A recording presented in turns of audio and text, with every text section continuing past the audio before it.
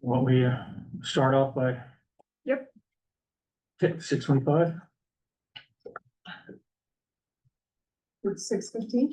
6:15 right now. Right.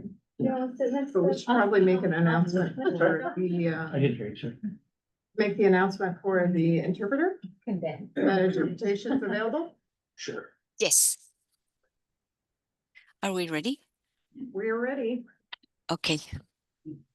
Do you want me to make the announcement first, or you do it in English and I translate? We'll just go for it. Ok. Buenas tardes. La Junta de la Supervisión de los Bonos de los Ciudadanos va a comenzar.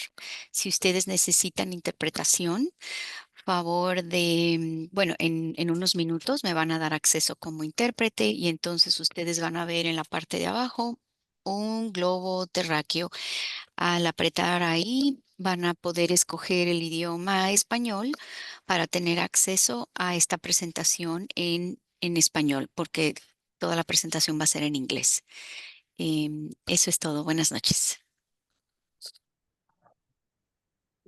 Right, so anybody who's in need of translation services, please hit the globe at the bottom. We will enact the translation to Spanish momentarily.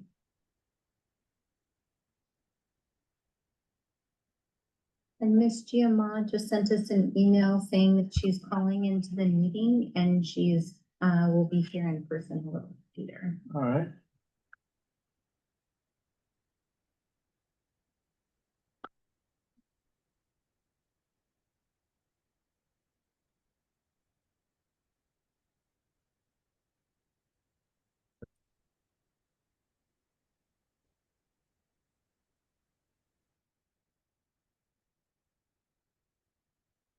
All right, so we have interpretation underway.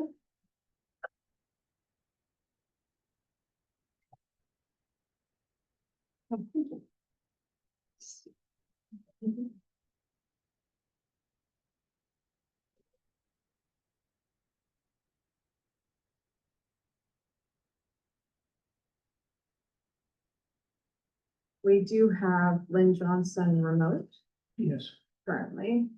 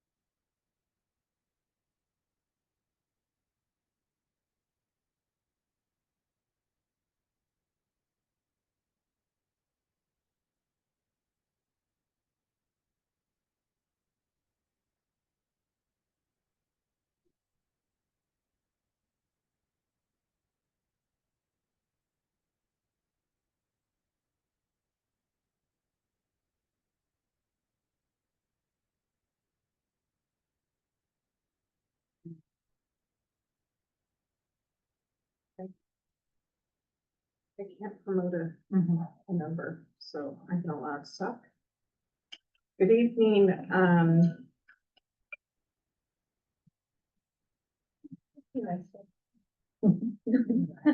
I know. Very cool. Hi, this is Gia. hi, Hi. welcome. Thank you for being here.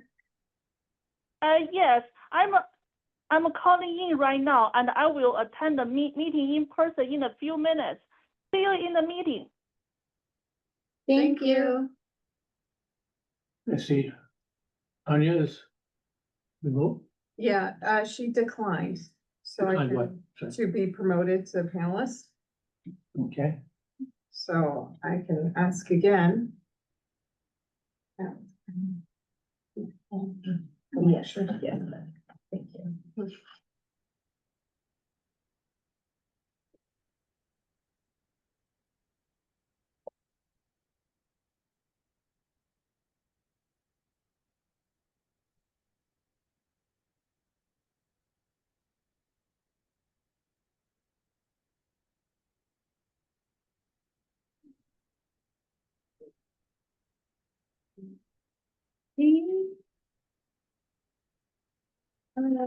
Sounds like she's gonna join Zoom.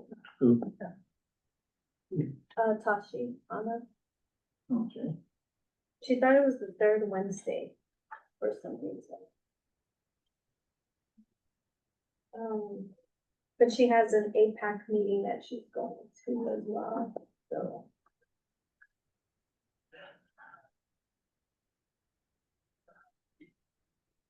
Brennan says ETA 6:30. So Tashi just joined on Zoom, so I'm promoting her to a panelist. Oh, and Tanya's on Zoom too. Mhm. And so we're gonna send you an invitation to promote you as a panelist. You would have to accept on the screen. I've Perfect. accepted. Welcome. Hello.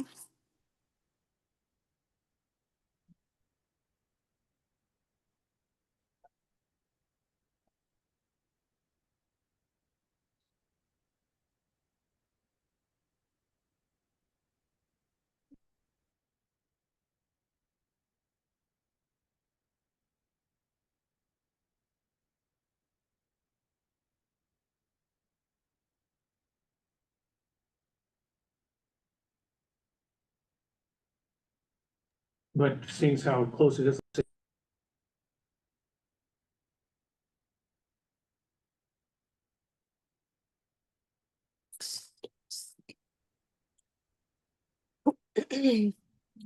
Good evening, everyone.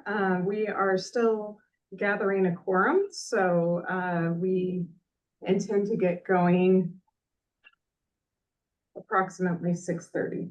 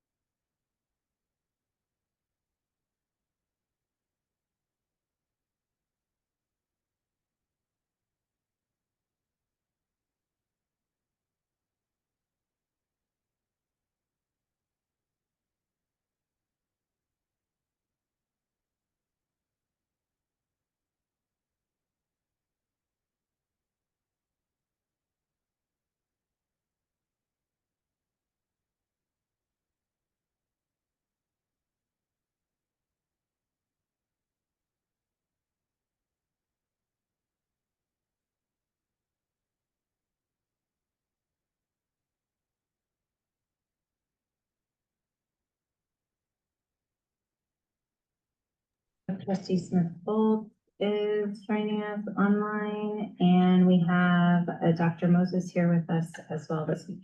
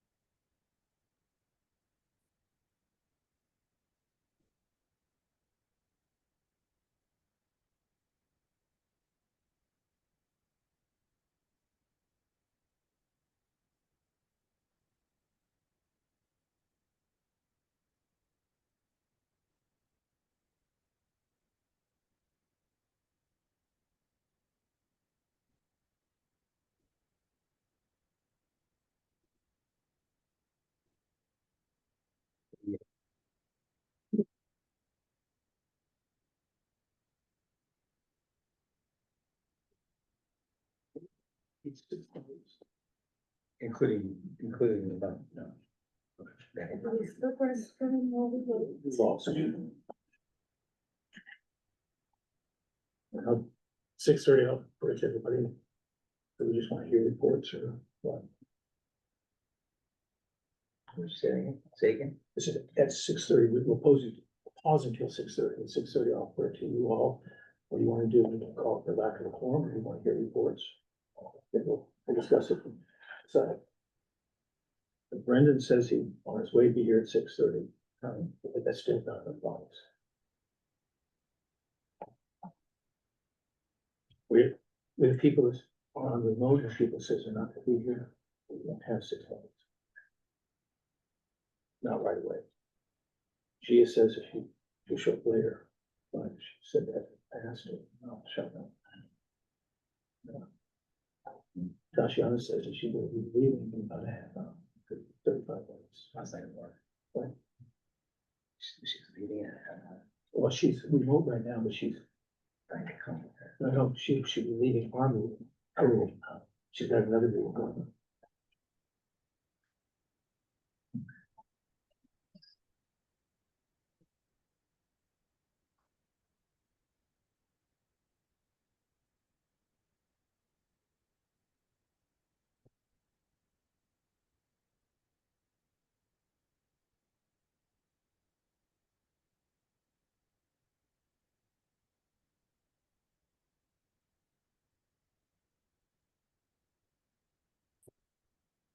When Dolce comes back, we'll have a discussion about how to proceed.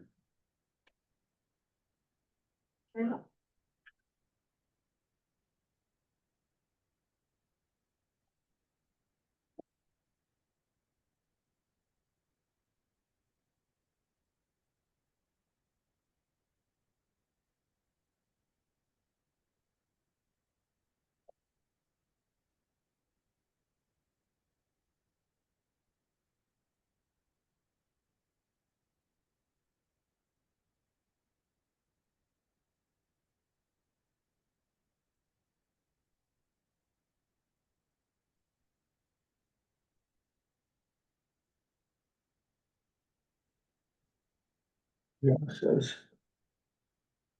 No, she's trying, keeps moving on me. I called in already and I'm going to be in the meeting in person soon. That's the geography. Tell her not to come. Would- I was just being-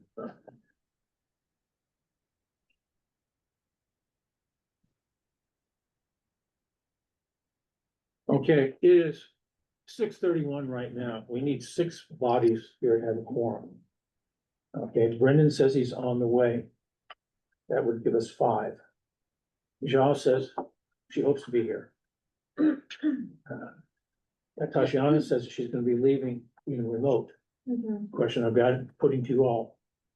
But we're not gonna have a quorum of bodies. Okay. It's unlikely that's gonna happen. I don't know if Michelle is actually gonna be here or not. She says she is, but she said that before, not. Then maybe we'll make it for whatever reason. Do you wanna continue on and hear some reports or call the meeting for lack of a quorum? What are your thoughts? My preference is to hear reports. I believe that. Yeah, we're here. You know, are you presenting all the reports? No, I'm gonna, Who's presenting? yeah, Oh, financial Steph. reports and status reports for the jobs. Okay, well, this is a bigger package than I've seen a lot in the past, and there's a lot API reports was about 60 pages. That's staff reports. that they're gonna present. The financial reports for the bond program. Yeah, no, I'm saying there's more material than I've typically seen, I think, because. But anyways, you're gonna, I don't know, I mean, I have a general just suggestion, regarding just the whole CBOC. Mission and process, and, these reports are. Great reports, no doubt. I'm not sure how well I'm able to really provide any valuable input on this, because it's really quite voluminous and specialized. So I wouldn't really know if there was anything to comment on the reports, other than, just listening to your comments. And that is important, but it's something that should be brought up at a meeting where you've got a lot more bodies and Yeah, I know, I to decide what appreciate to that. do, but Yeah, right now, all we're really talking about is hear these reports or call the meeting for lack of a quorum. Well, Well- here's, Brendan's Brendan? here. All right, we'll ask him, give him in on the conversation. How are you doing, Brendan? doing well. We also have a number of. No, we're CBOC having a members discussion. On remote. What's that?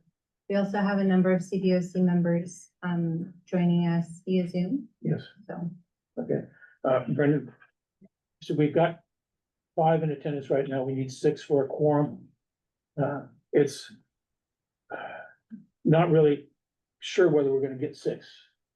Okay. Gia has said, Gia's on, line. She's called in and she said she's on her way. She was able to secure childcare to be here in person with her family, so she is on her way now, which would be the 6th person. What I don't know is how soon before she gets here. And we were just discussing, do we continue the meeting, hear the reports? Do we call the meeting for lack of a quorum? What are your thoughts? I mean, you made an attempt to drive all the way out here. So I guess I'm getting a feeling that I know where that was going. Let's go. Let's have the meeting. Right. You have a problem with that? No? All right, then let's go ahead and start the meeting. Give me a moment. All right. Good evening. It's 6:35 PM on Monday, October 20th, 2025. My name is Don Gosney, and I welcome everyone to the meeting of the West Contra Costa Unified School District's Citizens Bond Oversight Committee. All members of the public are welcome to speak on any issue tonight that is on the agenda. A lot of government meetings require speaker forms, and the speaker is staring at a countdown clock, telling them when to shut up and sit down. As the recipient of these policies, I've never been all that fond of them. I want everyone from the audience to feel as if this is their meeting, so space allowable. I invite everyone to sit at the grown-ups table. If you have something to say, please get my attention and I'll slot you in. I only ask that whatever you say, that it be germane to the issues at hand and keep it brief. We also offer an opportunity under public forum to speak on any issue under the control of the CBOC that is not on the agenda. Under public comment, with limited exceptions, the CBOC is not allowed to reply to comments or questions. I want to give everyone a chance to speak, so if you have something to say, please raise your hand or get my attention. I'll try to call on speakers in the order they get my attention. During staff presentations, please get the attention directly from the presenter. I want to remind everyone that we're being recorded and the system isn't as great as we might like, so when you speak, please speak loudly and clearly so you can be recorded where others can hear and make out what you're saying. The motion is to be made. The maker of the motion and the seconder needs to state their names first so there's a clear recording of this. We need to maintain a quorum of 6 members in the room. We have fewer than 6 for any reason. The way we conduct our meetings changes. If you leave early, or even if you have to leave for a bio break, if we fail to have the requisite quorum, the minutes will have to take note. We can continue to have presentations, but no votes. The goal of our meetings is to conclude our business in 2 hours, but if we need to extend, this will only occur with the consent of the body. If we run out of time, some items may need to be deferred to a future meeting. Please stay focused on our real purpose, to oversee the bond funds and the bond projects. Everything else is just icing on the cake, with the finances and the projects being the cake. 2 of my responsibilities at these meetings include keeping one of my eyes on the agenda, all the while keeping the other eye on the clock, so we can get as much of our work completed and still get us out of here in 2 hours. I try to be liberal in my handling of remote participation and speakers, but request that my good graces are not taken advantage of. I believe it's better to be inclusive rather than exclusive. Okay. Next item on there is the roll call. I am here. Brendan Havenar Doughton. Here. Giamma is remote still. Okay, Andrew Butt emailed in, say he will not be able to make it. Andrea Landon. Here. In person. Tatiana Johnson. Here. In remote. Thank you. Bill Klaus. Here. We're in person. Dulce Galicia Here. is here in person. Tanya Vargas is remote. And did I say Lynn Johnson? She's remote. Here. Okay, thank you. Good to see you. All right, we have 5 CBOC members in person. We have 1, 2, 3. Looks like 4 remote. Okay, we do not have a quorum, but we are going to proceed with hearing reports. All right. Item D, the approval of the agenda. If there is no comment or question, we'll proceed with the agenda as presented. Okay, item E, public comments for items not on the agenda. Items already on the agenda may be spoken on in this section. Speakers must fill out a speaker form with the appropriate agenda item listed. Speaking remotely, the speaker must raise their hand. Speakers will be allowed 3 minutes. Do we have any speakers signed up? Was there? Not on that. Not on that? I do not see any hands at this time. Okay, no public comments. We will turn things over to staff for the staff reports. Wonderful. As Ellen pulls that up, we just wanted to take a moment to welcome President Reckler, who's here with us tonight in person, and also welcome Trustee Smith-Folds joining us via Zoom. We also have here with us tonight Dr. Moses. So we'd like to extend our welcome to everyone here. And take it away. All right, good evening. Ellen Mejia Hooper here once again for the project status updates for October. We have our standard project list here of Stage Kennedy and Richmond under design, Lake Shannon, Stage Kennedy and Richmond in construction, with additional information about both the design process and construction in later slides. Lake Elementary School, we are nearing a really critical place. We're very excited to be able to open the cafeteria next month. Wow. So we are getting really close. You can see we still have protection on the floor, and that's really just to make sure that the finish on the floor is safe during these last put together components. But the stage lighting is being programmed. The plastic has been removed from the dining lighting areas. Previously, you could see that the flooring was done, but like I said, now it's protected again. So really doing the last testing and commissioning of the space so that we can open it for our staff and students very soon. The area behind the cafeteria, so building D is our cafeteria. And on the back side, this is our service access that's available to be able to get in the fire lane, but it's also our staff parking lot that's currently being used by construction. But will soon be turned over to the Lake faculty. Ellen, I have a quick question. Yes, For the lake cafeteria, what's the maximum capacity? I do not know that off the top of my head. Something. But I can get that for you next month. We also have the playground structures in for 1st through 6th. This was a really fun process because we more than 2 years ago went to the Lake students and asked them what kind of play structure they wanted. This is the one they picked. The blacktop has been laid. It's getting striped. This picture was taken before the basketball hoops were installed, but they are installed now.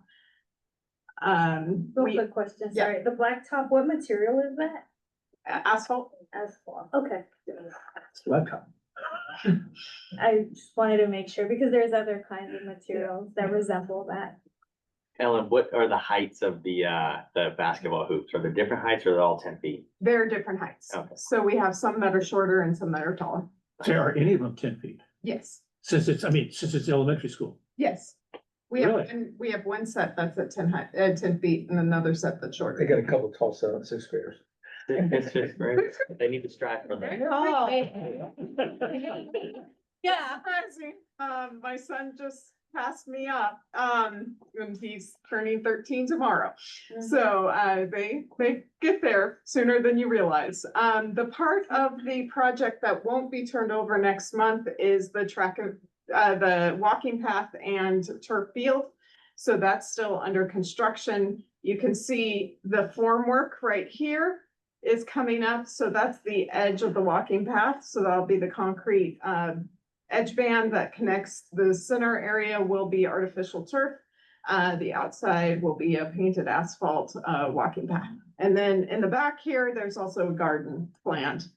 So those areas of construction are going to stay under construction probably into December, depending on weather. Last question about Lake Hopefully. What kind of lighting system is on the stage? Is it the same kind of standard one as at all the elementary schools? So we do have some level of theatrical lights at a lot of our elementary schools. I don't recall off the top of my head the exact product that we installed, but this one, LED, offers us a lot more options than previous versions of stage lighting. It's a much more adaptive technology. So the other schools, we don't really have color options. But because LED makes color variation so easy, we went ahead and did that here at Stage. So there are some Lake. sliders, Lake. We'll just probably have it at Stage too. But it's more the technology change than us making a deviation for Lake. Kitchen is almost ready to rock and roll. We've got all of the equipment installed. We've gone through a preliminary check with the health department. And so we have all of the equipment is in. I have a question. Yes. Who's the cook or how many people are in the kitchen? I mean, what's the kitchen's? They're gonna be producing hot meals, I presume, and all that good stuff. They will be producing hot food. It is run by our nutrition services, so I don't have every detail about how much staffing is there. They do some prep. I know our nutrition services has really made a transition towards plated up options. So that means that instead of having everything prepackaged into little individual pieces, that they're actually serving it more like you would do a traditional meal at home. And so they do prep some, and some of it's normally supported by our central kitchen. However, our central kitchen is currently also under construction. We have our different high schools providing support to our elementary schools. So it could be cooked in different locations and brought to temperature into But the this. funding isn't out of any bond funds. The operation of cost does that come out of bond funds? No, I didn't think so. Yeah, that's. Food service actually has their own fund, Fund 13, the cafeteria fund, and so they're a Yeah. self-contained fund. But some of the great features that we have in this kitchen, as well as other recent rebuilds, is we do have a walk-in cooler that supports more fresh produce. We have prep sinks that allow that fresh produce to be processed on site. This particular kitchen has a combi oven, which for those that are familiar with it, cook with not only radiant heat, but also steam, speeds up the cook time. Then we have temperature holding, there's roll-through units that hold the temperature either hot or cold, depending on which unit you go into, and that's the pass-through place where it goes from the kitchen to the serving line. Since we're on the subject, I mean, are children allowed to take food home? Like, if they don't eat it all, or is their food allowed to go home with them? No, there's a lot of really specific rules associated with the funding. Food services is federal funding, and there's a lot of rules about that. But our food services team does an incredible job at a number of our sites. Some of our sites have multiple meal services that go even just beyond breakfast and lunch, depending on the program. In fact, I'll do a quick plug and tell you, our food services team has an incredible social media presence, and they post a lot about partnerships with different farms and different things. And so there's some really cool things happening in the food services program around the district. Is this facility all electric? Yes, So that's not a gas range in the back. that is not. What is that equipment in the background? I mean, it is a range, but it's It's electric. electric, okay. Yeah. It's not gas. So one of the things I'll share, we were gonna mention it later in the meeting, but I know one of the members has to leave a little bit early this morning because there's 2 meetings, is we were floating the idea of a possibility in November to maybe take the CVOC meeting on the road and have it at Lake, because some of these spaces will be opening on November 3rd, and it might be a really great opportunity to kind of combine site visit and meeting. And have it over at Lake, so that not just the pictures, you could see it in person and check out the new spaces that are opening November 3rd. November 4th. The 3rd is a staff-only day, so we'll be using that to get all of the kitchen components up and running, food in the fridge. We won't get served. And you can't take home. That's a great idea. All right, Shannon. So Shannon, last month, we had the form work up to be able to pour the concrete. This month, the concrete's there, voila. So we're still moving along with the site work. Same with the trash enclosure area. Last month, we had the subgrade worked out and the framing started, or the form work started, and this month, you can see that the concrete has been poured and the bollards have been installed. Next is the fencing. So these taller poles are the prepared for the fence to be attached. At Stage, we had a great community meeting. And so since our last meeting, we were able to gather together at Booker T. Anderson. And we had a good turnout for that. The architects presented a lot of the renderings that you'll see in this presentation tonight. So an update on our different phases that we have at Stage. What we're calling phase 0 has been completed. So the structures have been demolished. Phase 1 has been submitted to DSA and we've received back check comments. So we have a scheduled appointment to turn in those comments on October 30th. So we're excited to be able to move that forward. Phase 2 construction documents will be submitted on 10/29. So our big announcement for Stage this month is really the completion of the design process. Now that we have both phases submitted to, or soon we'll have both phases submitted to DSA, the team is really transitioning to support answering any of DSA's questions and then moving into construction once phase one comes, we get approval from the state. Ellen, were there any preservations on the materials like signage or anything of that sort, since Stage is a historical school? We did say bricks, so they are actually over Right. here. We have them in the building. So we made sure that we maintained the bricks from the site so that we could incorporate that into the site work in the future. So Stage Elementary School update from the community meeting. We presented the color scheme. That was the result of the previous community meetings input. So green was added to the selected color scheme as a common comment.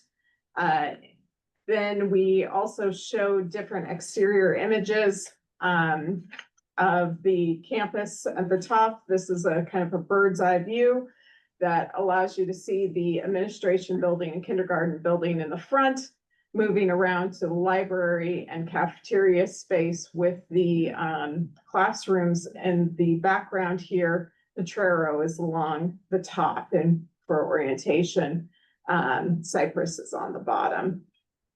So this is a very similar layout that we've been showing for quite some time. There's been additional refinements to the playground area as well as the building exterior. But the general concept is similar to what we've been showing for quite a few months. We also did a quarterly update to the board. And like I said, the big announcement is really finishing the design and moving it into the DSA part of the process. For Kennedy, we have quite a few different phases here as well. Phase 1.1 is complete. We have demolished the 100, 200, and 500 building. We are working on phase 1.2 right now, and that's under construction. Really, the next few months, you're going to see mostly site utilities. So we'll dig trenches, we'll put pipes in trenches, and then we'll fill the trenches back in.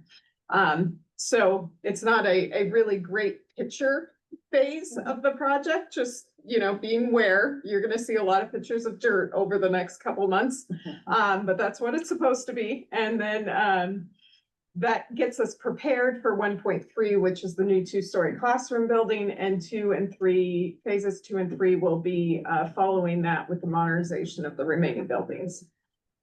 Right now, we were able to complete the enclosure of the 300 and 400 building with the outdoor covered walkway interacting with these buildings. We had to do some framing and restuccoing to be able to create a waterproof barrier. That's now been done, and the stucco has been painted to match. We still need to paint the edge of the 500 or 800 building on the back. That's the cafeteria space. But it has been fully framed, roofed, and patched. So because it also had a covered walkway that interacted with that building that came down with the demolition. Richmond, we've done all sorts of things. We had a groundbreaking ceremony, which was a lot of fun. And since then, we have been removing concrete. Here's a couple pictures from the groundbreaking. We were very appreciative of the band and cheerleaders who came out, as well as all of our dignitaries who gave speeches. And so we enjoyed kicking off that project. Believe it or not, Richmond has a very similar phasing. So 1.1 is our utility and site preparation. That's where we're currently building now. Phase 1.2 is the actual new classroom building. And then phase 2 and 3 is really doing the modernization as well as building the new admin building. Those designs are moving into construction documents. So we're looking forward to that going into DSA probably in the winter, spring time period. We did open the new wellness center, or I keep saying that, welcome center, a new welcome center.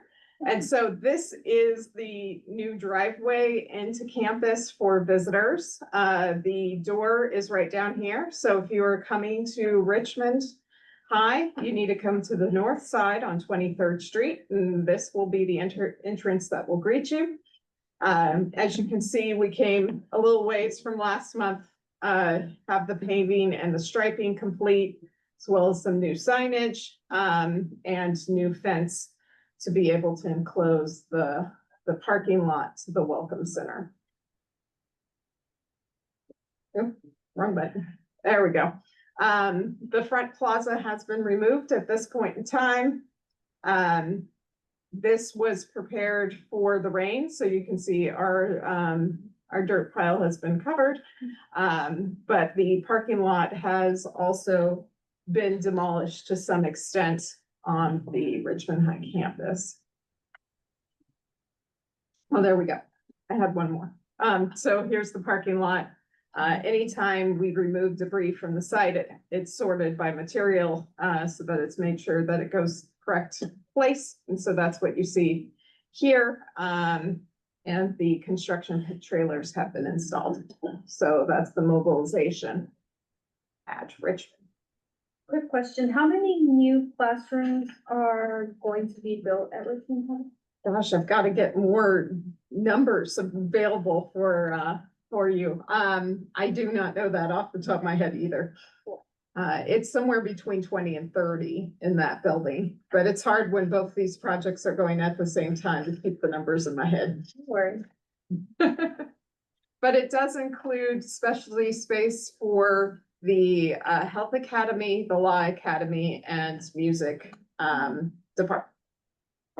I have a question, just going back to Kennedy with the addition of a new performance space. Do you know if there are plans to hire a theater tech to go with that performance space?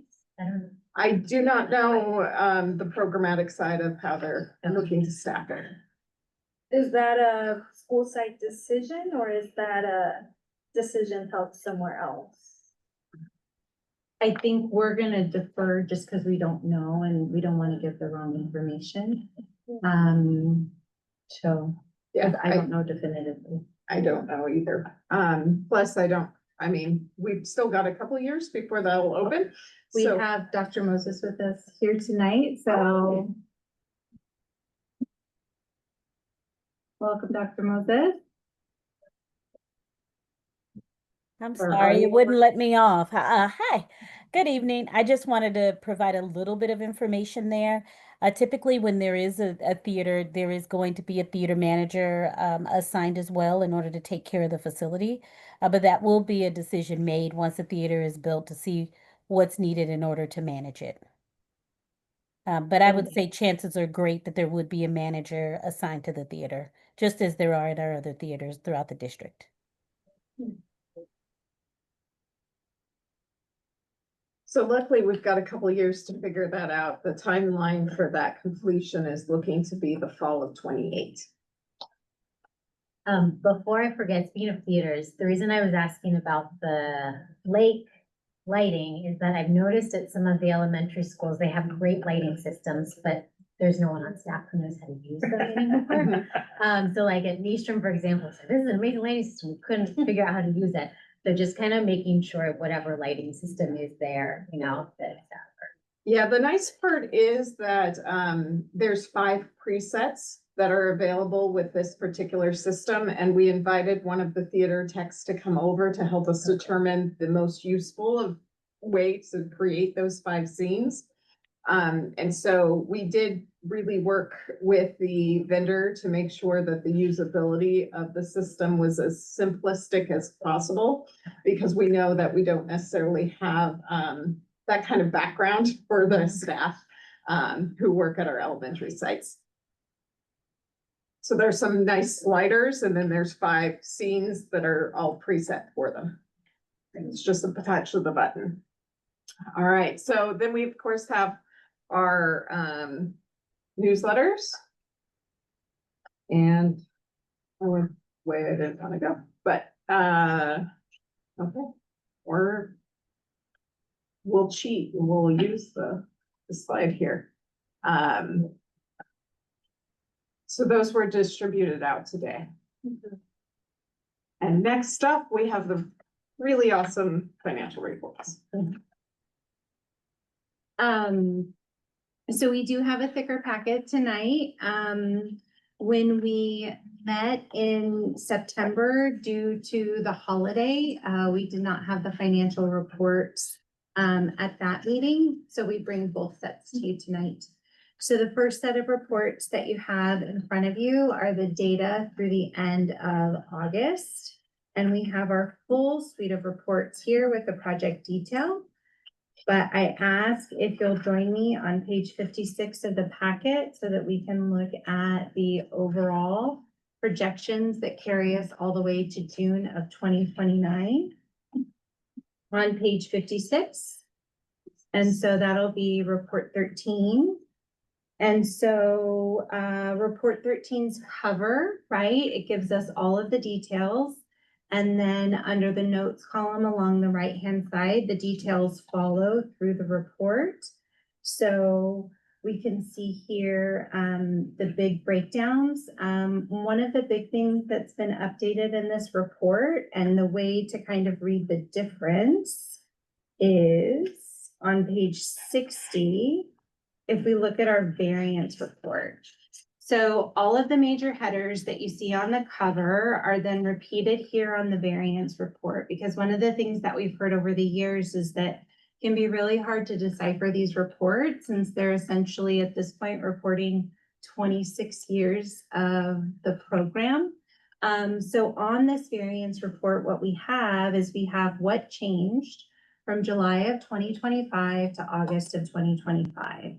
And so we can see by looking at the expenditure at the variance report here that we expended about $2.7 million in the month of August. The other thing that we did in August is we closed the books. And so we have to do accruals. Our fiscal year ends June 30. We do accruals at the end of the year. And so we can see that there was just a little bit over about 78,000 in accruals. Fair value is something that is based on our auditors. And so it's a calculation that's made. And then we also have our pooled interest earnings, right? So if you're holding the money, you make money. And so that's reflected here. Fair value is something typically you'll only see when we're closing the books.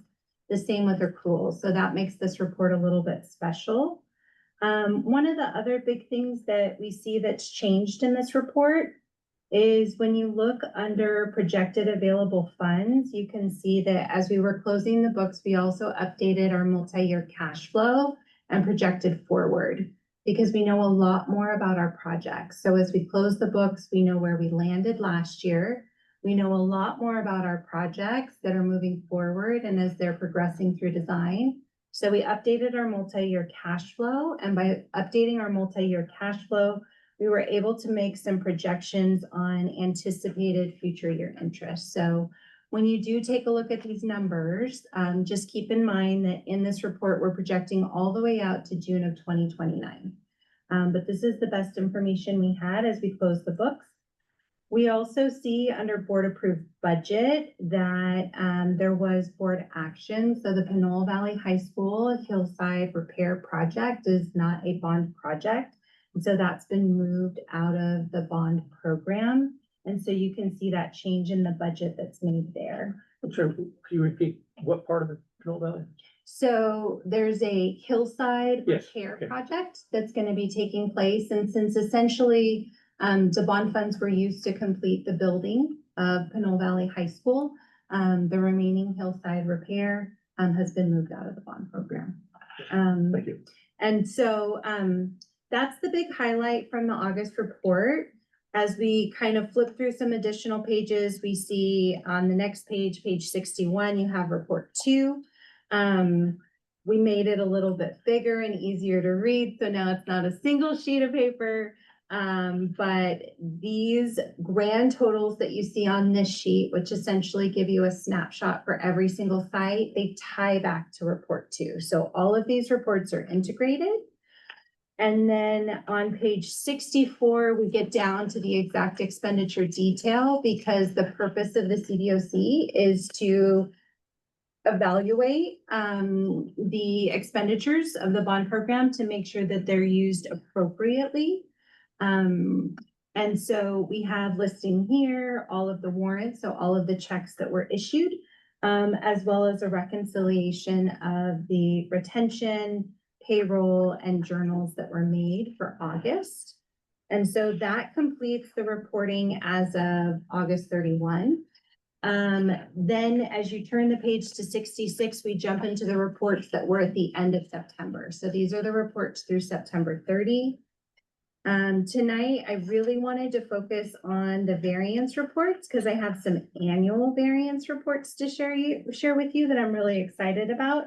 So I'll ask you to jump to page 79 of the packet, which then is our variance report that shows you, okay, here's where we finished the end of August. So where did we finish the end of September? Which essentially brings us back to current. And so you can see, since we kind of looked at the previous report in August, right? That's when we close the books. That report's always going to have a lot more information there, things that happen in that month that don't happen really any other time of year. So really in the month of September, you can see our expenditures jumped right up. So we had expenditures at 5.7. And so that was really the difference between August to September. And then to understand what makes up that 5.7 million, if you jump to page 83, then we have our accounts payable checklist. And this gives you line by line, essentially every dollar spent that makes up that 5.7.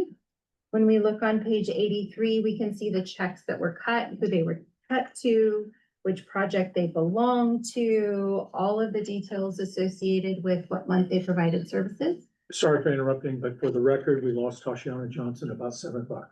Thank you. So we see here that gets us to about 5.4, almost 5.5. And so when we turn the page, we get the full reconciliation of the things that don't show up in a vendor check or a vendor warrant. And so that is the retentions, so the 5% that either we hold or we send to the bank pursuant to the public contract code, as well as small payroll costs. You can see we're pretty small, so we can only charge time if we're working on bond projects and a strict adherence to the Attorney General's opinion. And so you can see that's a really small cost. And so this gives you that 5.7 number that was essentially expended. And so that was really the action that took place in September. One of the things that we decided to bring forward to this meeting was the KPI report that we had prepared and we're planning to bring to the joint meeting. And we thought, you know what, they're ready. Let's just go ahead and include them in the packet and bring them forward.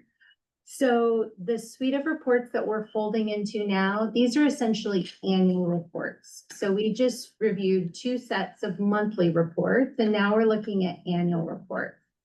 And so we're gonna kind of walk through the first set of annual reports.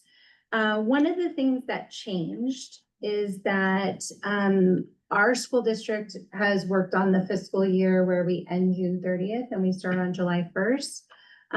But in previous fiscal years, the CBOC reported on a calendar year. And that created a lot of reconciliation challenges for us in producing the reports because we have a hard stop of June 30 in our audits. We have a hard stop of June 30 in our accounting, in our budgets, et cetera. And so one of the things that was approved a couple years ago was the CBOC switch to fiscal year to be in alignment with the district's fiscal year, which really made these reports a little bit easier to produce. And so what we've brought forward to you tonight are the annual reports for fiscal year 23, 24, and 25.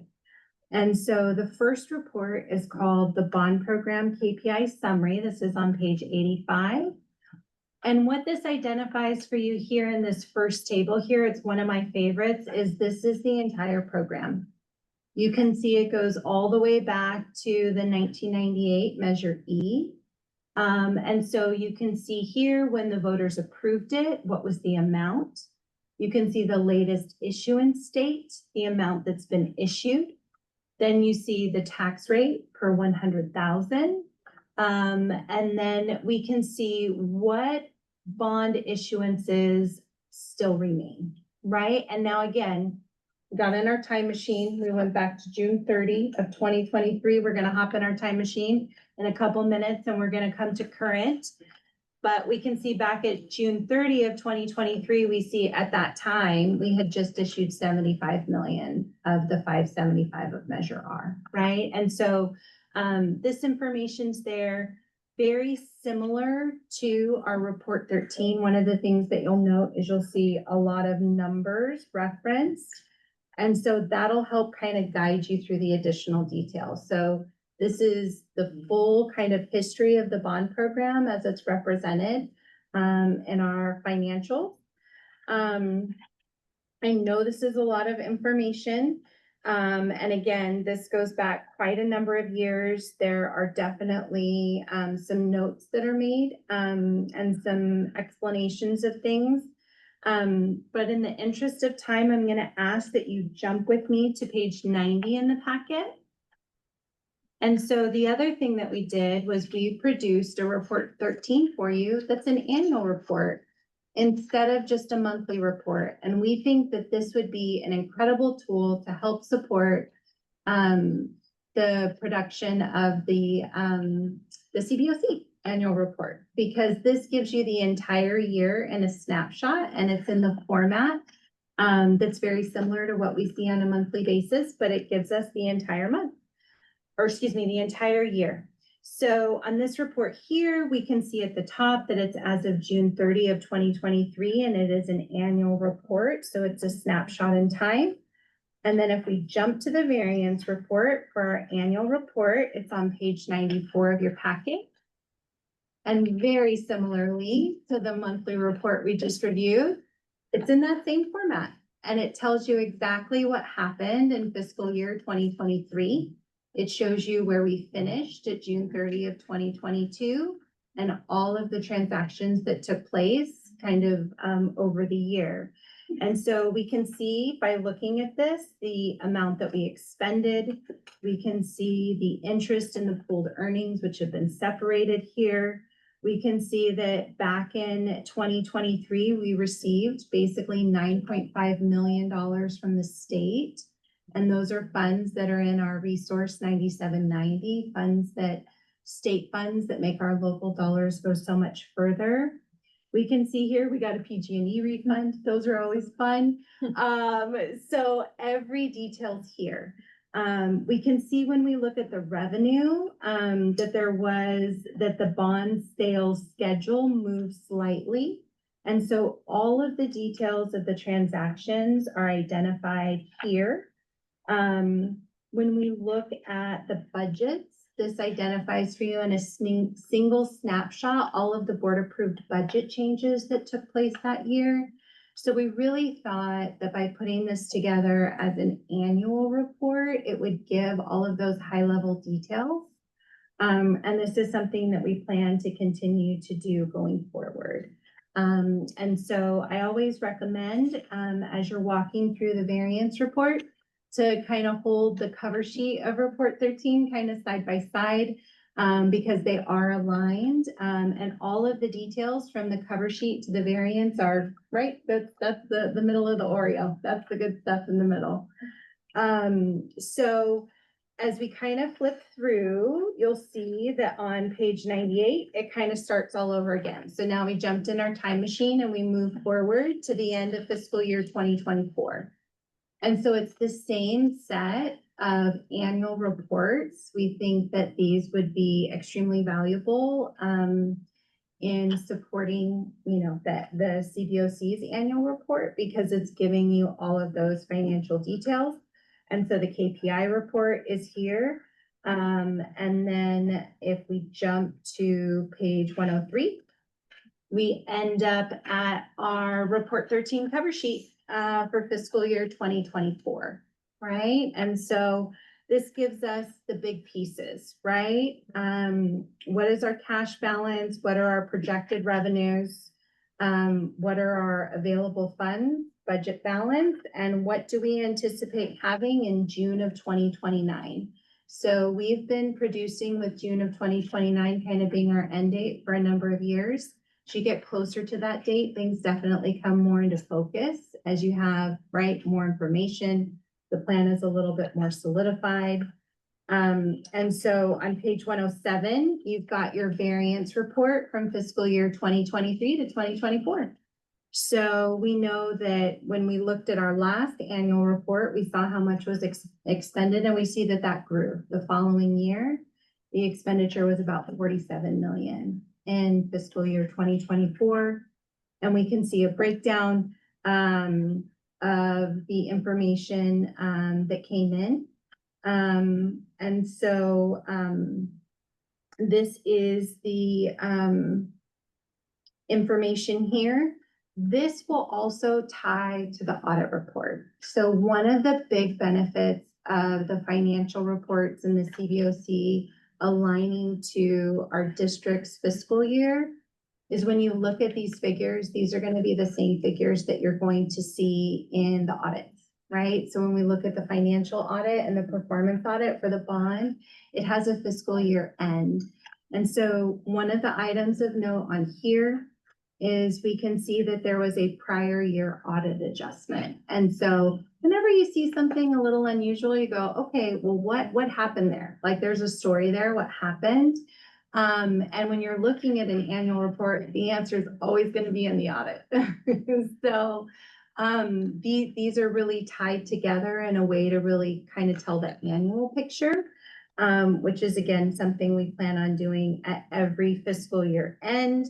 And so big finale, here we go. You've been hanging in there with me. I really, really appreciate it.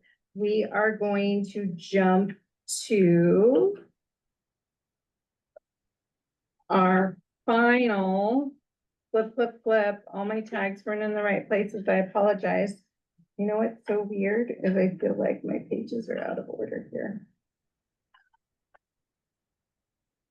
So something might have gotten mixed up in the packet. So just for fun, you're going to turn to page 116 because our variance report ended up in front of a cover sheet, but that's okay.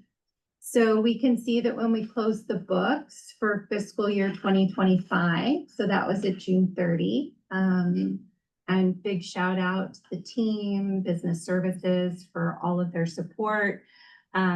We close the books. It's always really exciting. Labor Day holds a whole new meaning when you start to work in school finance. It's a whole new holiday. But we can see here, so this is it. We closed the books. It was official in September. You can see here, this is the true action that took place in the bond program for fiscal year 2025. We're currently engaged with the bond financial auditor, who's starting to work through the bond audit for 2025. And then we'll be working with the performance auditor soon. And so they're going to be pouring over all the details now that everything's final. But we have the annual reports for you here. And so hopefully this is really helpful. And I know it was a lot to bring to one meeting, but we wanted to meet our commitment of the monthly reports. And since these were ready, we really wanted to bring them forward. I'd be happy to, at a future meeting, spend a little bit more time on the KPI report and kind of really walk you through that. But for tonight, I really wanted to kind of give that broader picture and kind of share this resource because we really do think that it's a wonderful way to get that annual snapshot. So thanks for hanging in there with me through all the page turns. Yeah. Can I ask, what is LAIF interest? Absolutely. So that there's an investment that's done with the county, and I know Dr. Moses will help me. I'm not doing a good job, but when you're holding cash, you can invest your funds. Okay. And so, that is what the LAIF is. So that is interest earned on LAIF. And what are pooled earnings? Pooled interest earnings, so when we're holding the dollars, the county shares that back. I see Dr. Moses popping up. I'm sure she'll have a much better explanation. But yeah, go ahead, Dr. Moses. Yeah, I can't answer the pooled earnings. I have to look that one up. But the LAIF is the county invests all of the money that's held in county treasury, and that's just our portion of it. So we don't have any active role in deciding how the money is invested, but we do benefit from the county's ability to invest those pooled resources from across the county. I hope that helps. And I'll look up the pooled resources as well. I hope they have that invested in like a safe investment, right? They're not putting it in. Bitcoin. Right. You know, that is a great question. I've never asked those in-depth questions, but it is government monies and there are rules attached to how you invest that. So That scares me away. Yeah, no, it has to be invested in risk-free instruments like treasuries, bonds, so that's. I wouldn't worry about it, but it's the law for sure. yeah, Alright. my assumption is it's safe. Very. I had a quick question. When on the May report, you had the spending to date by site, and you had this column, the one column that's not in this report anymore was original budget. And for like Fairmont, it had 10,971,000, and then it approved as of 25, like 6.6. And here you've got the same number, 6.6. So how did it go from a 10 million approved to 6.6 approved? So, the board approves any budget increase or decrease. And so there was a column that was previously on report 2 that kind of had a footnote. That was a moment in time based on a report that was produced before I was working here. And so it didn't have a date associated to it. And so we couldn't reconcile back to that data date when they had that original budget. But essentially, anytime the board approves a change to the budget, that then becomes the new budget. And so we've been tracking all of the board approved budget changes back to October of 2016. As part of the forensic accounting investigation, there was a recommendation about tracking that information, and we actually created a whole new preseason form called the site budget authorization form. And so essentially to provide greater transparency anytime there was a change in a board approved budget. And so since I've been working here for the district, we've tracked every single board approved change. But I believe that change predates the 2016 facilities master plan. And so I may not be able to perfectly pinpoint that for you. Question, and then just, I think this is a typo. Page 116, I think you meant to say Michelle Obama instead of Michael. I sure did. Yes, thank you so much. And That will then, get- yeah, and I see a lot of these are allocated to different schools, but what is the central budget increase? So central budget is the budget that isn't assigned to an individual project. And so, for example, that would be salary costs, that would be project management costs, that would include, we do notices in the paper. So anything that's kind of like centrally done, the auditors would be included there. And so this 11 million is a board approved budget on May 28th. And so part of this backup, the reason why we put the date is we can always go back and read. I believe the $11 million, it's multi-year. So it's not just a 1 year of central budget, but because we're projecting forward, it includes multiple years. And so I can pull the detail of that board award date and share that with you. But yeah, that's a multi-year central budgeted cost to cover central support services for the bond program. Don is looking at me. No, like, no, Can I ask another question? I don't want to say anything and interrupt you. no, This is what you're here good. for.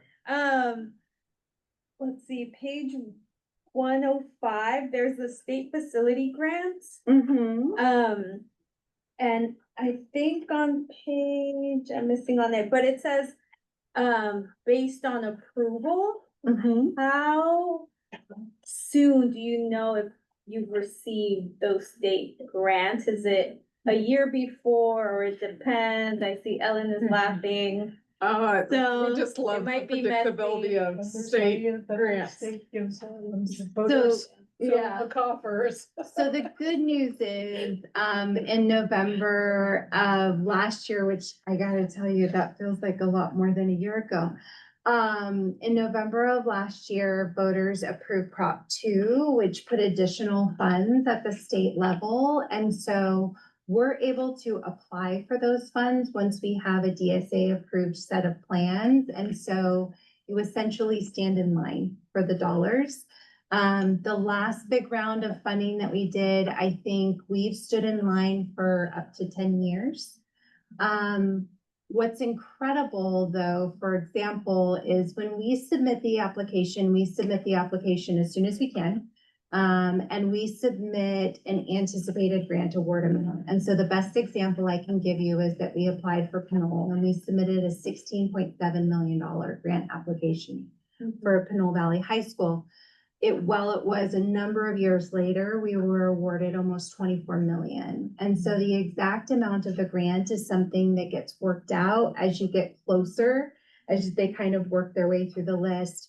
The other thing that's really excited about these grant applications is they are above the line, meaning there was enough money approved in Prop 2 that these kind of stand in a funding queue. But the state, very similarly to us, the voters have approved it, they have to go and then issue, et cetera. And so when the state does reach out to us, then we work really closely with them.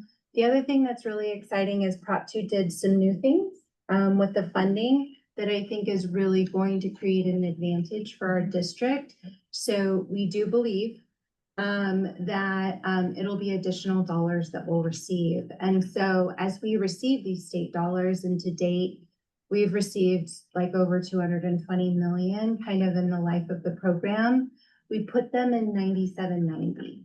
So we have what we call our non-bond resource. And so we track all of our bond measures separately as is required. And then when we have interest earnings, when we have state funds, we can put that in 9790. So we still use it in accordance with a very long list of rules on both tax compliance and bond compliance and grant compliance, et cetera. But we're able to use those dollars to make our projects go even further. And so a big part of being able to move the Siege project from a modernization to a rebuild was using state dollars to do that. So.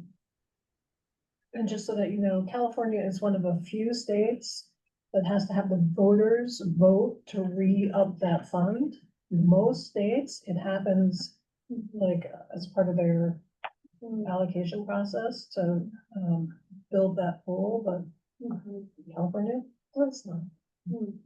So how do you plan with that unpredictability of timing? Like in the case of Pinole, was the project just on hold, like until this funds came in? Well, we use our local dollars to move the projects forward, and then when the funds are received, then we're able to use them kind of at that time. And so when we're looking at these reports, not only are we looking now, more than 25 years backwards, but we're also at this point looking 4 years forward. And kind of anticipating when we may receive those dollars. And then we just keep an eye on the list. So at the state level, the Office of Public School Construction, and then it's the State Allocation Board that does the approvals. And so we definitely kind of keep an eye on it and then they'll reach out to us.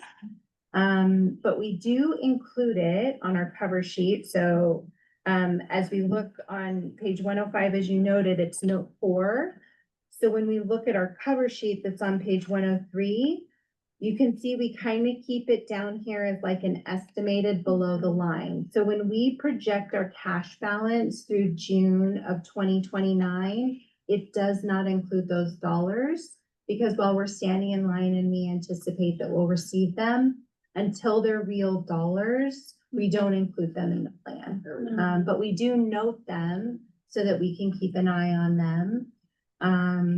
And as we have additional projects that could qualify, we're gonna go stand in line some more. So it's like tooth fairy money, like you could get it at any point.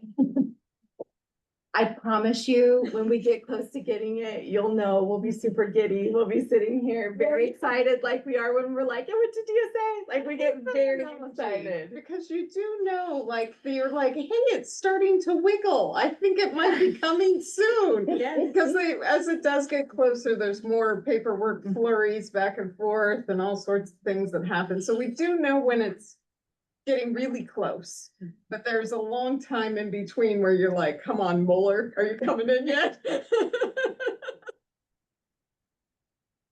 We knew it was in the list and sometime around 13, I was gonna get it, but you don't know when. At some point, yeah. My last question, is on page 83. So we talked about the board approved central expenses. Is this the same as the operational support services? Yes, Okay, got it. absolutely. Just for clarity. Yeah. Thank you. Oh, good, give you a chance. I'm not asking you to do it right now, but you get home and say, I'm bored, I have nothing better to do. Take a look at the cover page of each of those KPI reports. On the right-hand side, you'll see interest paid. Right now, about $750 million in interest that we've paid so far. A lot of money. What's the yield? What's the yield, the cost of the funds? The interest rate that we're paying? Yeah, is that in the reports anywhere? That's a good question, but I don't know about the interest rate that we're paying, because it changes all frequently, because we resell the bonds, renew them, to get a better rate. So we do have a special board policy. So we have an annual kind of refunding policy because we do have such a large program. And we do take our fiduciary responsibility really seriously. So we actually have a board policy, and most districts don't. And so as part of our board policy, there's an annual review of the entire program to see if there are any refunding opportunities. We're actually on the eve of that. When we did our last bond sale for Measure R, when you're doing an issuance, it's also a great opportunity to do a refunding because you can save on your cost of issuance expenses. And so when we did the first 250, well, it was our second sale because we did 75, but when we did the 250 of Measure R, we also did a refunding at the same time. And then ultimately, anytime we do that, there's a full presentation that comes forward. The board gives authorization for us to do it based on what's been evaluated. And then we go through the process and then we come back to say what the savings have been, kind of speaking to that particular sale. And so we're actually on the eve of our annual report. So KNN is our municipal advisor. And so they'll be doing their annual report probably in November, but definitely before the end of the year. We'd be happy to bring that information here. And they really kind of walk through the complete program and kind of their review of, are there potential candidates? Keeping in mind kind of our overall cash flow analysis for all of our projects, when we anticipate we'll need to do our next issuance, kind of keeping an eye on the market and everything. So we're happy to bring that here to the CBOC as well, so that they can address any questions. This is one of those times where my blindness kicks in. I can't read the numbers on my screen. I can't read the numbers on that screen. If you look on Not the only one. Yeah, a lot of that going around these days. If you look, take a look on the far right, about mid-page, was that 700? You just, I'm sorry, I was trying. was to that get it. set, I can't, but maybe somebody else can read it, 700, how many million? 780. 784, so I downplayed it, it's more than three-quarters of a billion. That's the interest that we paid so far, Since the program began. since the program began, yes.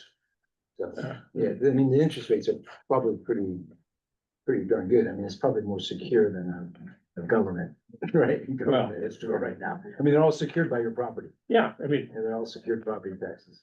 Like 1% delinquency in collection of Yeah. property taxes. so we actually had, Richmond had a city manager a couple of years ago, Laura Sneidman, that when she was city manager of Pacifica, they filed bankruptcy.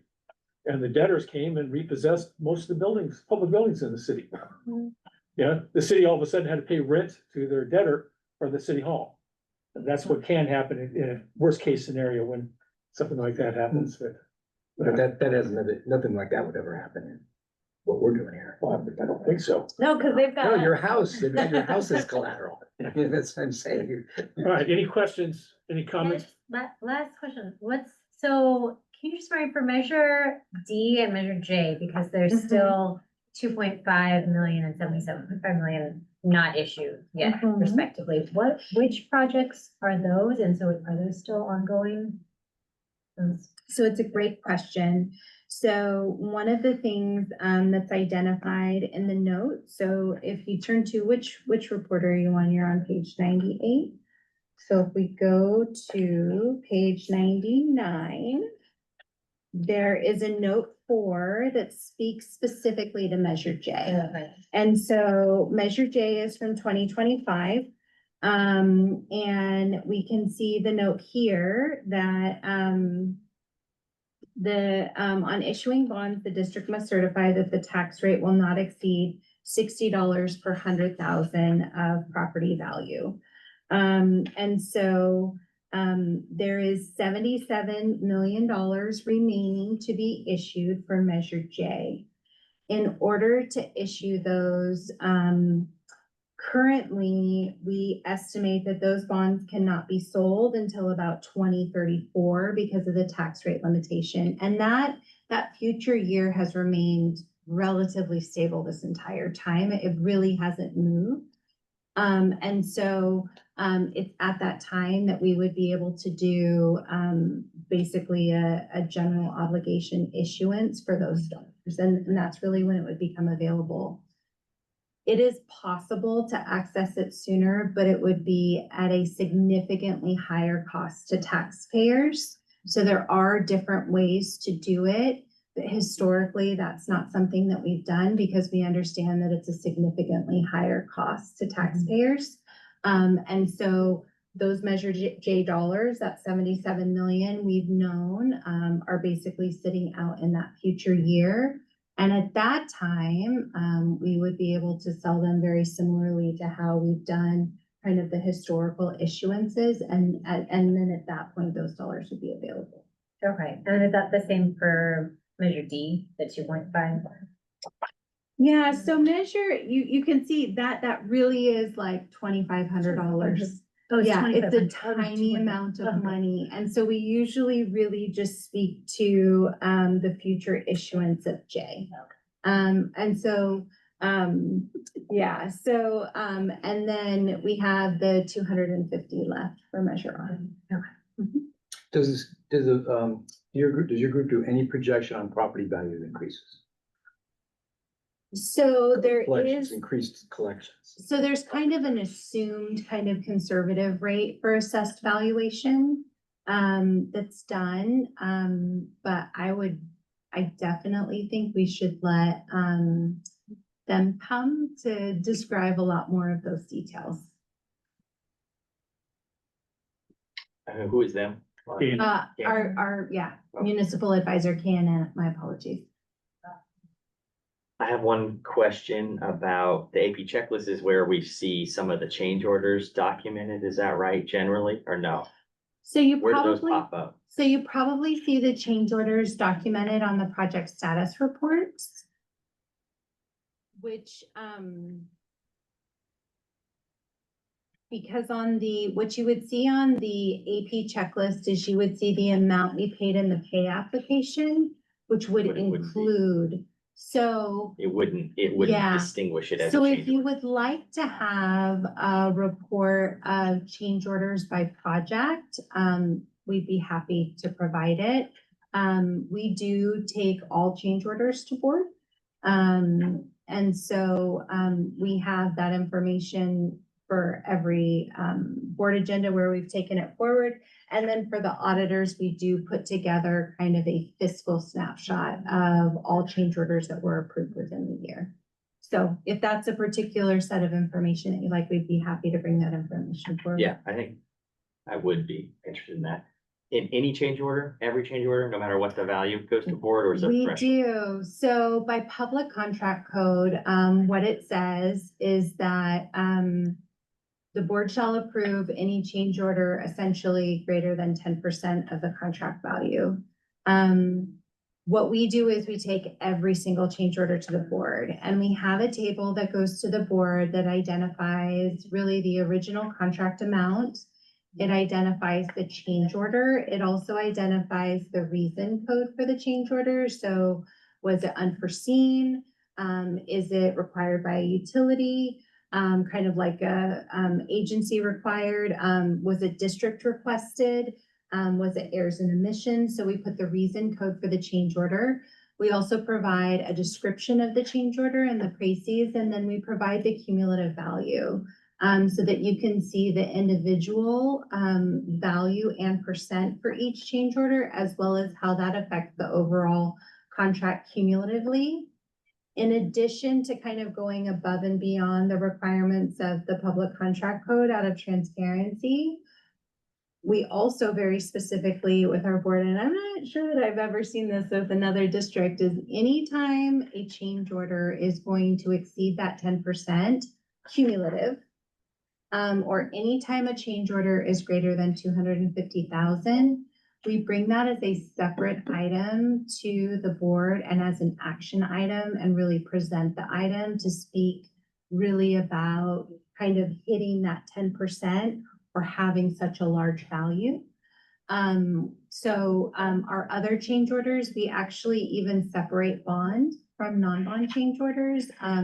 And so if it's less than 250,000 or if it's less than 10% cumulative, it's on our consent agenda for the board. Is there any law that requires all change orders to be approved? Well, I would probably argue that the ed code says ultimately the board has to approve every contract. And so ultimately they do need to approve it. But I would say the way that we are reporting the change orders to the board provides a lot more transparency about the individual item as well as cumulative across the project. And that was another thing that really came out of the forensic accounting investigation, was just really trying to bring a lot of additional information forward to the board anytime we were asking them to approve something, so that they really understood not just that one slice of the pie, but the total pie for every project. And so it was really after the forensic accounting investigation that our change order table looked so different. But there's no disputes. Disputes meaning? Just like any other construction project, there's a change order and there's a dispute, and if there's no disputes. Yeah, so there disputes take place. Those happen. Lawsuits. Yeah, so, but ultimately, anytime there's going to be a change to the contract, be it scope, be it time, or be it money, it has to be codified in a change order. Very rarely do you see, sometimes there may be a settlement. But it's been a long time, since that's taken place. And so, essentially the resolution of the dispute is probably the change order. That very rarely is the first amount submitted, the amount that we end up paying. So is it report two, or which report is actually gonna show the change orders? Is it in this packet, or It's not in this packet. So what I can do is I'd be happy to bring it to next month's meeting. And I can bring an example of kind of how it looks when it goes forward to the board, and then I'd be happy to bring a report of the change orders like for last fiscal year, or for any other kind of time period. Including the reasons. Great. Yep, and that's included. So every time we take it to the board, we identify that. Have you experienced a greater number of change orders with specific vendors or contractors? Or is that not really an issue? I think change orders are too complicated and wrapped into what kind of scope we're building that you wouldn't really be able to compare it from one contractor to another. Because it really depends on, I mean, the grand majority of our change orders are really associated with unforeseen conditions. We struggle with what's below ground and what kind of record we have of what's below ground, and our soil condition in general. It's no mystery that we have a lot of clay. And when clay gets wet, it changes size and shape, and it becomes difficult to work with when you're trying to do trenches and foundations. So those kind of things have traditionally been, especially as far as cost goes, the bigger cost items for our change orders than some of the other categories that we have. We do have design change orders frequently. As you go through construction, no design is 100% perfect. And when you get into construction, you realize some things are just either not coordinated, or the thickness of the material wasn't necessarily fully considered. And while those have maybe by number the same amount as are unforeseen, the value of those are definitely not as much. The most costly ones we have really related to our underground conditions or our soil. Doesn't the weather related items play a big part in the change orders? It does. Weather can also be a component of that soil condition component. And then time, right? So time is something, when you're in construction, you have to pay when you spend more time. There's certain parameters that is when it's the district's responsibility versus the contractor's responsibility.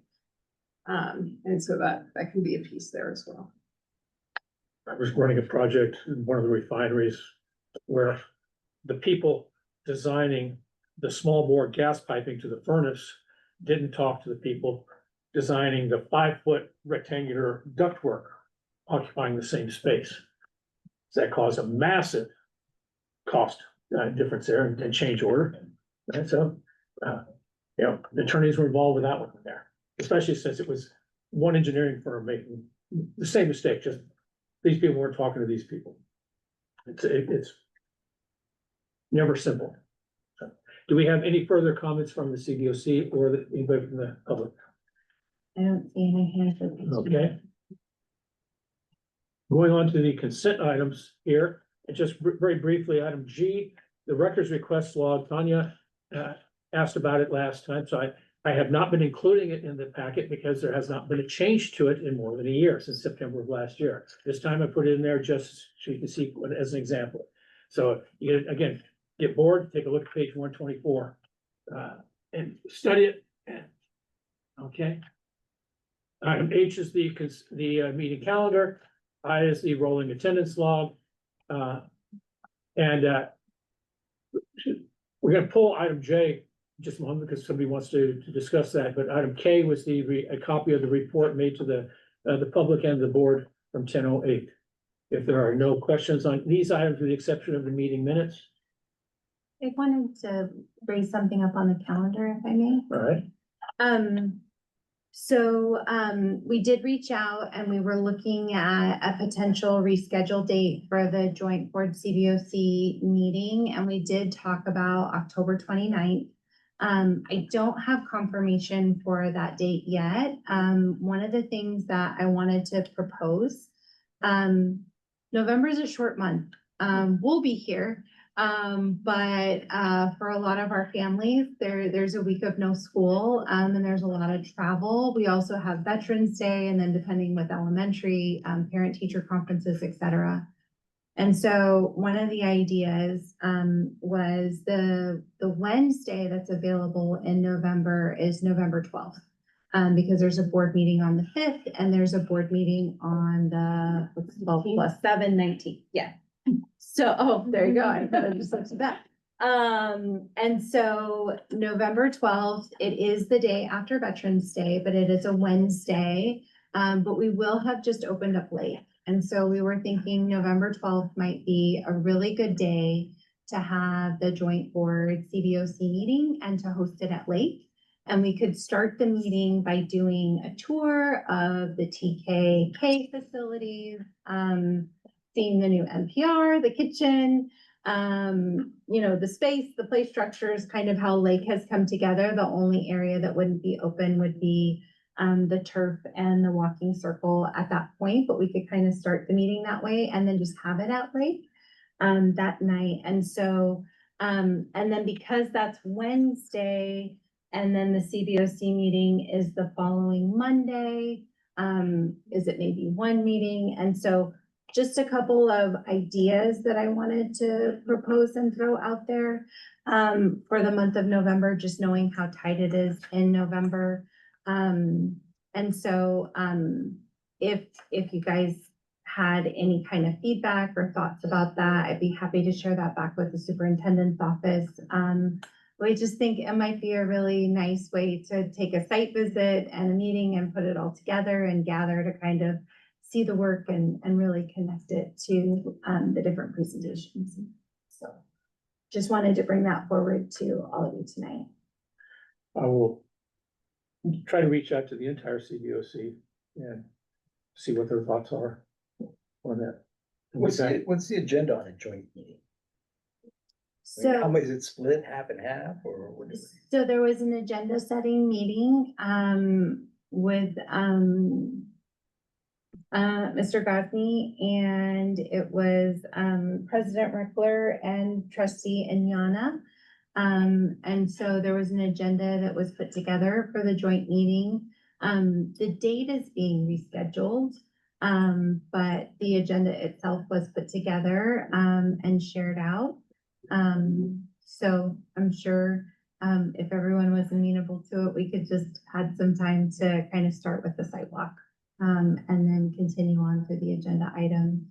And then we'd be happy to bring, you know, the reports would be available.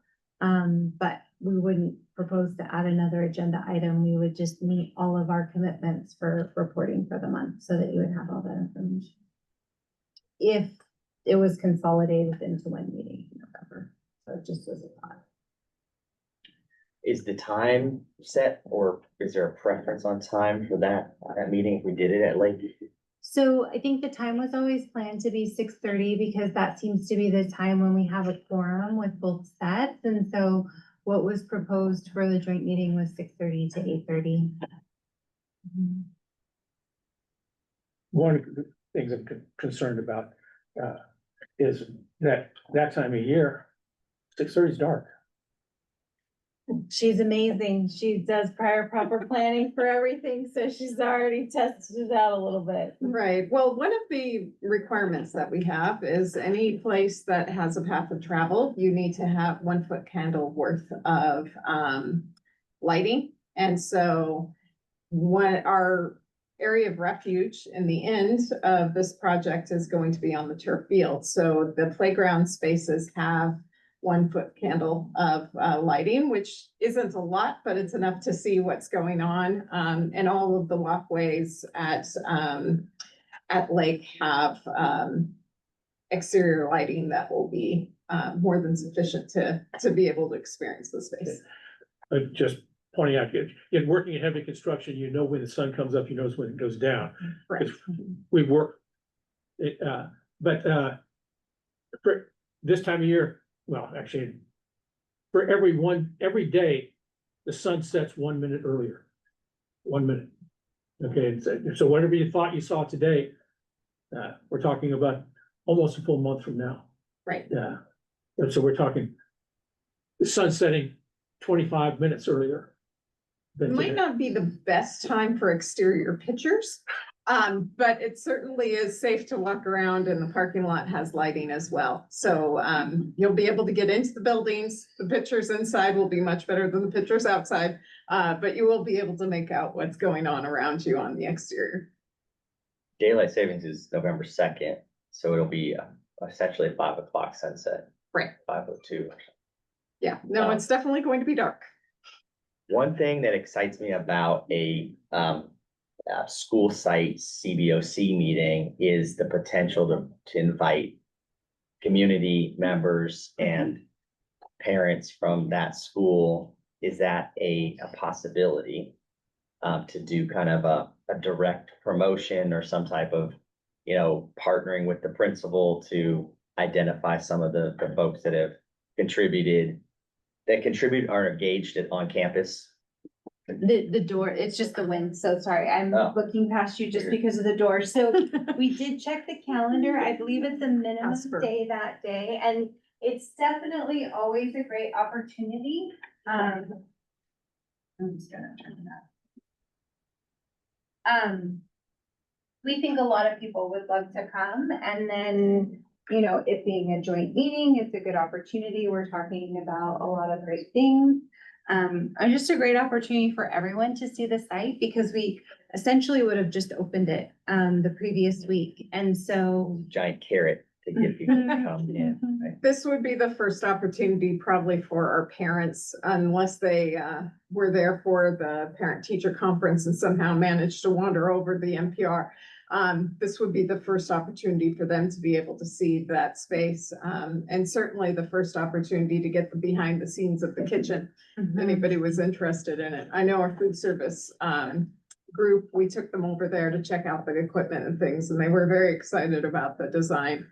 Not that it's like anything super special, but it is one of the nicer kitchens that we have built. Yeah, that's a great idea, Brandon. Say we did want to do like an invitation flyer. What would the process for that be? Can we create the flyer, then it goes to Peach Jar? What? Yeah, would you say? we'd be happy to partner with communications, to distribute something out. You know, I'm assuming, Parent Square would be one of the strategies, you know, working closely with the school site as well, and just saying, you know, come check it out. I think it really kind of connects. You know, we do a lot of financial reports, we do a lot of audits. The CBOC is really technical, but the critical work, you know, that all of you do, I mean, this is what it does. It creates learning spaces, and it creates gathering spaces, and I think it would be wonderful. And as more opportunities come up to, I would say, take our show on the road and have a meeting or two, we'll bring our trusty owl and hit a job site or two. I know it can be hard sometimes for people to come to site visits. And so when we can take our meetings safely to a school site to have them, I think, you know, I think it's a great opportunity to kind of connect this giant packet with, right, what happens out in the field. Yeah, to be in the space that this money creates. So Melissa, I think the answer was, we do a meeting together with comms, or sorry, what was the answer? Well, if you guys want to create the flyer, Okay. that's amazing, and then we'll pass it to comms. We also could do it. I mean, we're happy to partner and provide that additional support. I do think this could be a really great opportunity to bring people together and, you know, talk a little bit more about what the CBOC does. Thank you. And Lynn wrote in the comments, we have to consider work schedule as well. 6:30 PM seems like the best. School will have been in session that day? Yes. Yes, but they'll be out much earlier. Wednesday's a minimum day, so I think they're gone by about, well, regular school is done by about 2. But that's why 6:30 is also good, because after school program is at 6.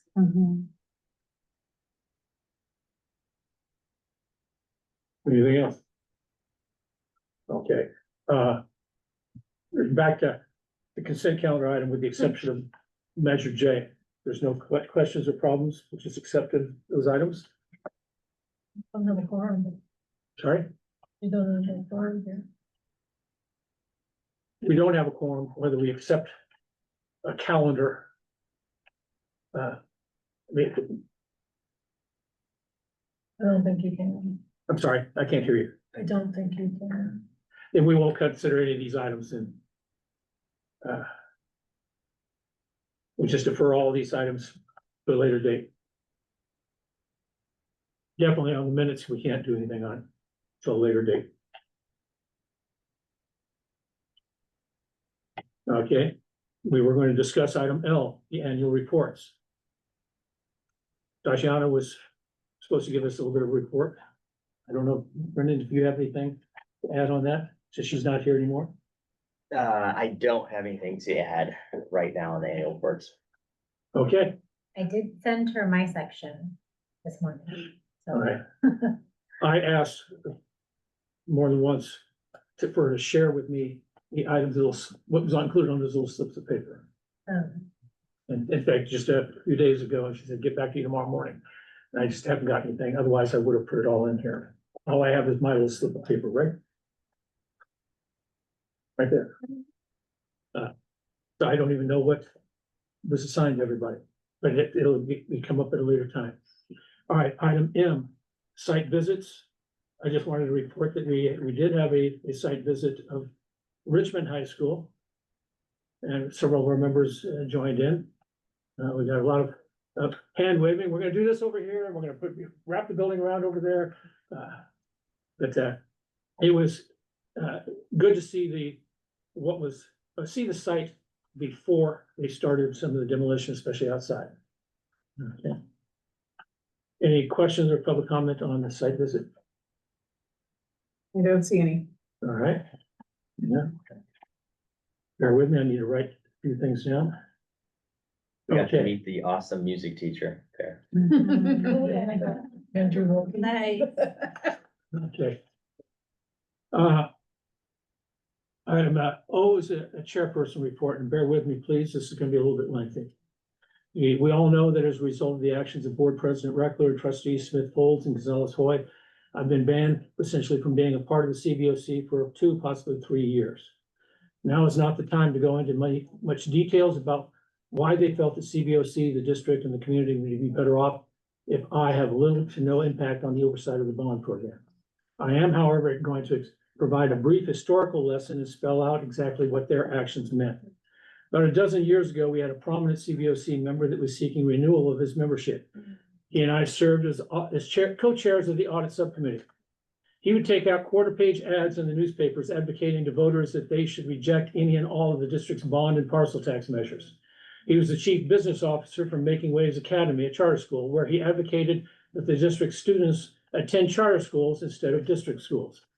He dummied up a CBOC letterhead using his own home address, his own email address, and his own phone number. He used that letterhead to send out a 27-page letter to newspapers and elected officials explaining how bad the bond program was being run. He led the effort to get the County Board of Education to allow Hercules to secede from the WCC-USD and join the John Swett Unified School District. The county agreed, but once he and his friends were told that they would have to pay back the $300+ million already spent on the schools for Hercules, John Swett made it crystal clear that they did not want to take on that kind of debt, especially since none of the students in Rodeo, Crockett, and Port Costa would ever use those schools. When his application came before the board, every single member of the CBOC, about 21 of them, rose to advocate not reappointing him. Up until 12 days ago, he was the only CBOCer who had ever been rejected by the board, until me. I was and am, of course, unhappy and a little bit bitter about being so wholly rejected by those 3 board members, by staff, and by some of the CBOCers. As you can imagine, I don't think any of us likes to be rejected and thrown away as someone unworthy of listening to or even being around. I was advised by one of you to not take it personal when it's extremely personal. It couldn't be more personal. I sat on the board meeting for the last hour or so, being the only member of the public still around. At 11:16 p.m., the item was called. There was no discussion, no explanations from why 3 of the 5 board members wanted me gone. And even though I was signed up to speak, there was no public comment offered by the board president. They went straight to the vote. From calling the item to revoicing the vote, it took just 47 seconds. When people replayed the video clip, one member of the community even commented back that it appeared that one trustee even sported a smirk as the vote was cast. Before offering some advice, let me spend a minute to point out that my exile will now mean this will be my last regularly scheduled meeting, not just as chair of the CBOC, but as a rank and file member. In reality, applying won't be an option for me for at least 2 to 3 years, reapplying. It is unlikely that you will get a newly drafted set of bylaws that will delineate how the CBOC is to conduct their affairs and how to protect their independence. It is unlikely that you and any new CBOC members will get the kind of mentoring and training that you want and need. By the way, don't put any blind faith and trust in KBOC. There's enough time right now for me to go into the details about that, but they're not necessarily what you may think they are. You likely will return to agenda packets put together persons outside the CBOC where you really need to ask whether the best interests of the community are being placed above the best interest of the district. I won't be allowed to ask for site visits where the representatives of the community can seek or ask questions about exactly how the next $700 million of their tax dollars will be spent. And what kind of minutes will be your legacy? Whatever voice I had here at the CBOC, and even as a civilian speaking before the board, will be blunted. The message sent by those 3 board members that night, and this goes to staff as well, was that there's absolutely nothing I can say or do that they want to listen to. After 57 years with the district, I've been erased. After October 31st, I will be invisible. Between now and then, I'll just be here, and then again, not really here. Who amongst you here on the CBOC, on the board, and even with the staff has any kind of historical knowledge about the bond program, about the forensic accounting investigation, about the facilities master plan, and so much more? I'm not talking about staff's recollection because, quite frankly, they were on the other side of all this, so their recollections might be different than mine. Someone that was right in the middle of it. Will you know what kind of questions to ask? Will you accept what you're being told by staff and by the board as being the gospel and being everything you need to know? Please ask yourselves whether you believe that the board and district staff really want a strong oversight of how the last $700 million will be spent.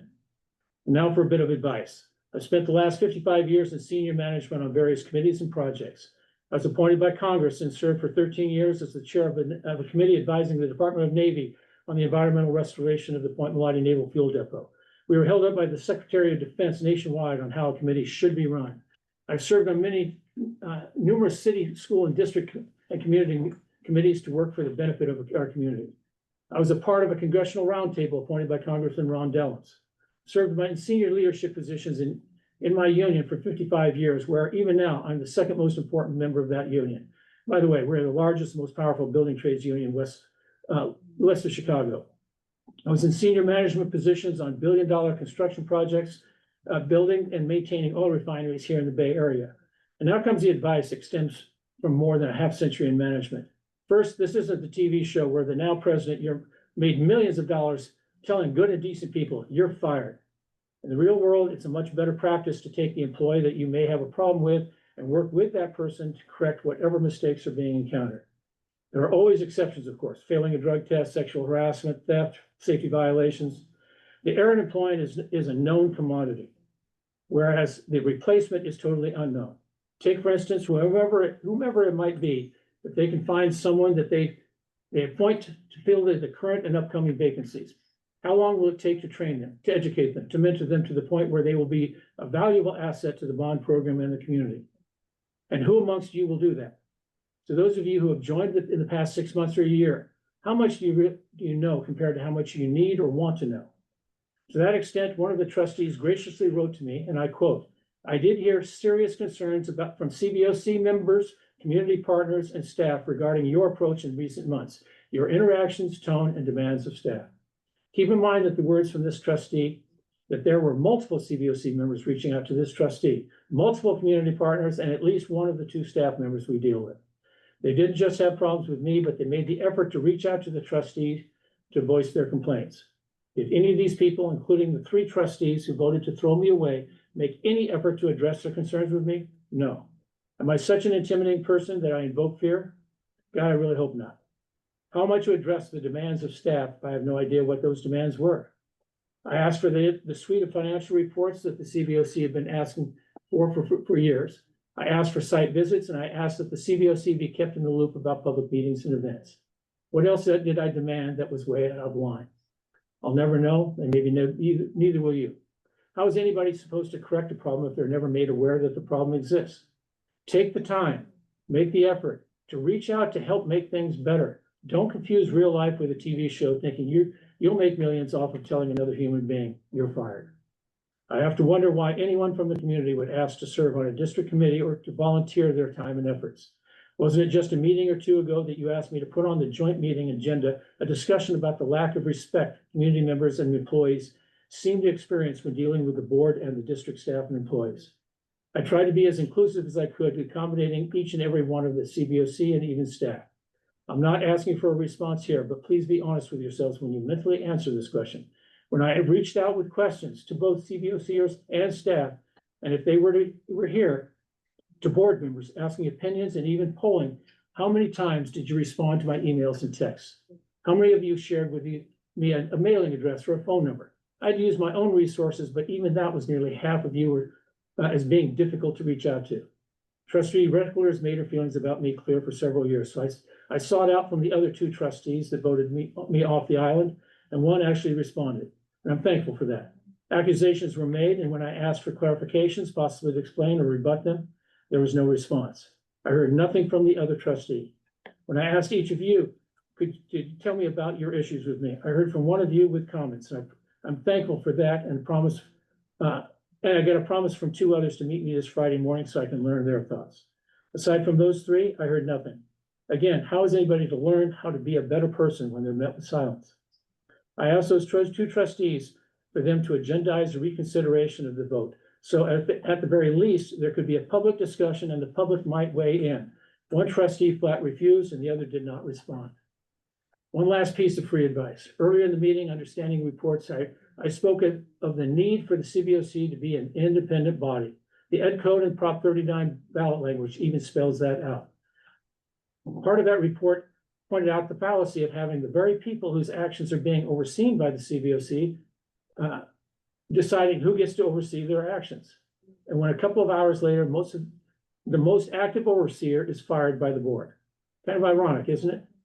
Next time you ask questions, the next time you speak out, the next time you ask to speak to the board about disrespect, keep in mind that what they did to me, they can just as easily do to you.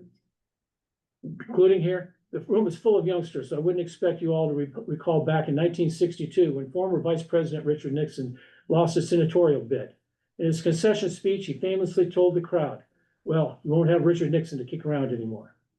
I don't plan on going anywhere, but this quote seems so fitting right now. End of chair report. Any questions or comments from the board or the CBOC or the community? Hearing none. Next item on there is future agenda topics. Do we have any? I'd like to suggest, we maybe reduce the number of meetings annually. I don't think, I'm just thinking it's not probably necessary to meet every month, given the nature of the information that's presented and the long term, it takes quite a time for things to change on the financials. They don't just change in a month. Maybe on a quarterly basis or every other month, but it's just for discussion. It's an idea. I will put that on the list. Anything else, this future agenda item? Measure J. Is that it? Measure J. Okay, anything else? All right. If there's nothing else, we are. Minutes. You're gonna call for minutes? No, so we can't do anything with them. I deferred it already. Okay. Along with all the consent items. Yeah. You can take comment on them. Just, if there, any action, you have to have a quorum here. So we just defer it. You can bring your questions up with the new chair. Okay. It's 8:15, we are adjourned.